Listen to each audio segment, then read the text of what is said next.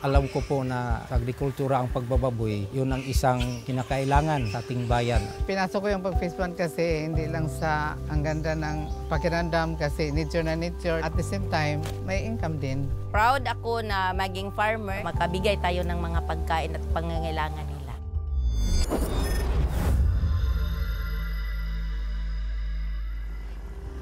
Kung tingnan nyo yung hazard map, nakapula kami. Yung bagyo dito tumatama.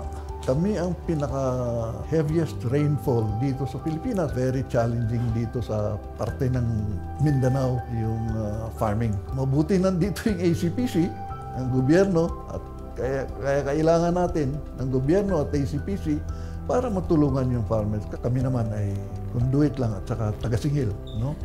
Mabuti talaga na-establish namin yung aming partnership sa ACPC. Tutulungan namin ng ACPC introduce sa mga loan products nila sa mga farmers.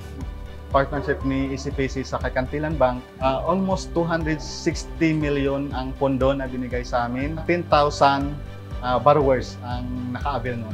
Yung mga magsasaka at mga mangingisda natin, maraming nag-i-interest talaga na mag-uutang sa atin. Kasi kita nila na malaking potensyal at saka makaka-start yung iba na walang puhunan.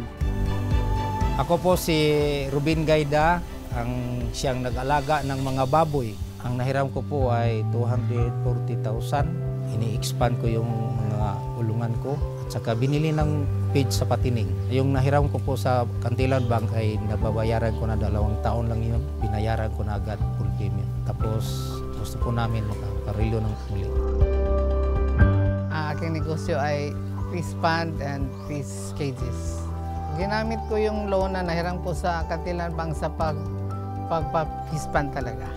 Dahil sa loan, papasalamat talaga ako kasi nga yun nagdagdag ako ng mga cages, ganun.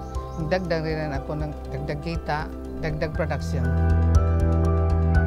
Ako ay isang vegetable farmer. 2 business na ako nakahiram ng ACPC. Ang una, 130,000, nabayaran ko na po. Sa ngayon, 250,000 pesos. Makatulong sa aming pagtatanim ng dugang kapital sa aming pagtatanim ng gulay.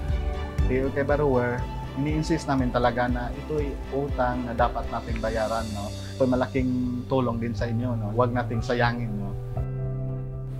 Si Kantilan Bank ay may mga bagong mga teknolohiya na mobile banking. No? Yon ang bago naming produkto sa Kantilan Bank. Ano? Ginaguide namin, halimbawa, no? Anong proyekto mo ilagay doon? Tapos may mga format na ibigay namin.